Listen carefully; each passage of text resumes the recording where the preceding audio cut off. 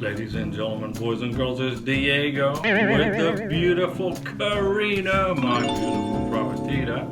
And we're waiting patiently for our K1 visa to get adjudicated at the Service Center in California, US of A. I live in the panhandle of Florida, near Pensacola, north of Navarre Beach. And Navarre Beach is where we're going to get married. And Karina is originally from Caracas, Venezuela, beautiful Venezuela, and she is a legal resident of Bogota, Colombia, way up in the mountains, way up 8,600 feet up in the mountains. And we're going to be talking about mountains here very soon. This video is about the Republic of Georgia, K1 visa information, a little history of the country, a little bit about the country. And to our friends in the Republic of Georgia, we send you our best wishes. So come on along. The Republic of Georgia is a transcontinental country at the intersection of Eastern Europe and Western Asia, okay?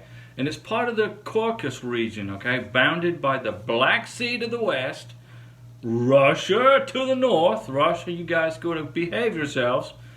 Turkey to the southwest, Armenia to the south, and Azerbaijan to the southeast. So they're surrounded by lovely people. Lovely people. The country covers an area of 26,900 square miles and has a population of 3.7 million people.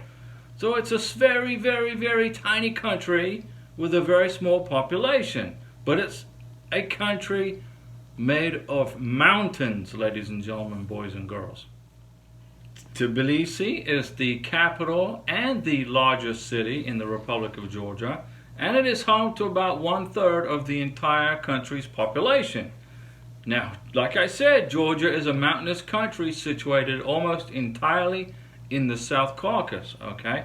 The highest mountain in Georgia is Mount Shikara, which is 17,070 feet tall. And the second highest mountain is Mount Janga, which is 16,598 feet tall. Well, above sea level anyway.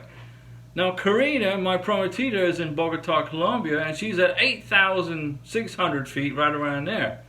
Whew, so these mountains in the Republic of Georgia have got Bogota beat. Wow. The climate in Georgia is pretty diverse, so it's warm and cold and hot and cold because of the mountains, okay? There are basically two main climatic zones, roughly corresponding to the eastern and the western parts of the country, and the Greater Caucasus mountain range plays an important role in moderating Georgia's climate. So the mountains control the climate in the Republic of Georgia, and the mountains protect the country from the penetration of real cold air masses from the north. So it's like a big block, okay? Now the Lesser Caucasus Mountains partially protect the region from the influence of the dry, hot air masses from the south. Once again, the mountains are very important here in controlling the climate of the Republic of Georgia. Now Georgia is a representative democracy and is governed as a unitary parliamentary republic, and it's considered a developing country. Now, economic reforms since its independence from the former Soviet Union have led to higher levels of economic freedom and capitalism, which we're glad to see. I'm glad to hear that. Tourism is increasingly significant to the Georgian economy. Now, Karina and I, we're going to go on a world travels. We're going to go visit all these beautiful countries as soon as she becomes an American citizen. But we got to get a K1 visa approved first. So one step at a time. Now, in 2016, about 2,714,000 tourists brought in $2.16 billion in tourist dollars to Georgia. And in 2019, the number of international arrivals reached a record high of 9.3 million people. So apparently folks around the world are interested in the mountainous country of this beautiful nation and its beautiful people. Now let's talk about my favorite subject, ladies and gentlemen, boys and girls, which is food. Food is my favorite subject. Now Georgia cuisine and its wine basically has evolved through the centuries, adapting traditions in each era. So as each century passed, their cuisine and their food taste changed. But one of the most unusual traditions of dining is supra, or it's called supra or Georgian table, okay? Which also is it's a way of socializing with friends and family. The head of this supra is known as the tamada. So if you are the boss of the family dinner gathering, you are called the tamada. And he or she also conducts the highly philosophical toasts, the toast to the family, and he makes sure that everybody's enjoying themselves. So if your wine glass is not full, he or she will fill it. Now, even though Georgia is a very small country, they have historical regions, okay, which are known for their particular dishes or different kinds of food. For example, khinkali. Now, this is a Georgian dinner. Khinkali is our meat dumplings, okay, and they come from the eastern mountainous range in Georgia, okay? And then there's khachapuri. You've heard of khachapuri, I'm sure, which is mainly from Imereti and Samgarello and Ajara, which are places in Georgia. Okay, so their food is yummy. They make the best dumplings in the world. But now let's talk about K1 visas and the U.S. Embassy in Tbilisi, which is where the embassy is located, in Tbilisi.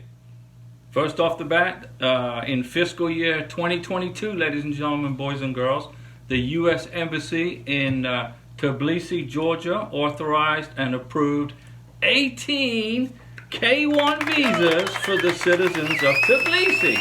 Okay, now the address for the U.S. Embassy in Tbilisi is right here. That's the address. That's where you're gonna go, right there. Now the phone number is right here. Boom, boom, boom, boom. That's the phone number if you need to call them. And then the hours of operation are Monday through Friday, 9 a.m. till 6 p.m. Georgia time. So they work Monday through Friday. So I guess the embassy and the staff and the ambassador kick back on the weekends and go explore Europe, travel around, and I don't blame them, okay? Now if you need, so you got the phone number, you got the address, and you got the hours of operation. Now this is a statement from the U.S. Embassy in Tbilisi, Georgia. This is a statement from the embassy. While the embassy aims to process cases, which is K1 visas, CR1 visas, etc., as soon as practicable, there is likely to be increased wait times for completing such services due to substantial backlogs. Now, this statement is coming right after COVID or during the COVID period. So I think, honestly, that they just need to update their website, because K1 visas are getting adjudicated at embassies much faster now. All embassies are open globally. So take it with a pinch of salt. The embassy goes on to say, if you have an urgent immigrant visa matter, please email the National Visa Center. And then there's an email right here that you can email your expedite request if you're trying to, get an emergency visa for the embassy in Tbilisi. Okay? And you got to provide a reason for the expedite request. It better be a good reason. Provide the case number, the petitioner's name, date of birth, and the beneficiary's name and date of birth. Okay?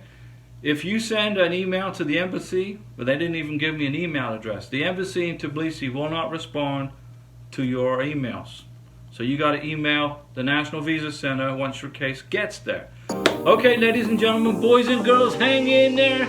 Soon we will see you in the United States of America with your K1 visa and K2 visa in your hand, flying on an airplane to the United States of America. Now, I don't know where the airport is in Georgia. I am going to assume that it's in Tbilisi. And you're going to get to have a beautiful view of the mountains when you leave Tbilisi and head to America. Thanks for watching, boys and girls. Ladies and gentlemen, don't forget, on Wednesdays, Saturdays, and Sundays at 5 p.m., I do the live stream with Diego. K1 visa questions answered live. You can't beat that. And it's free. See you then. I'll be back.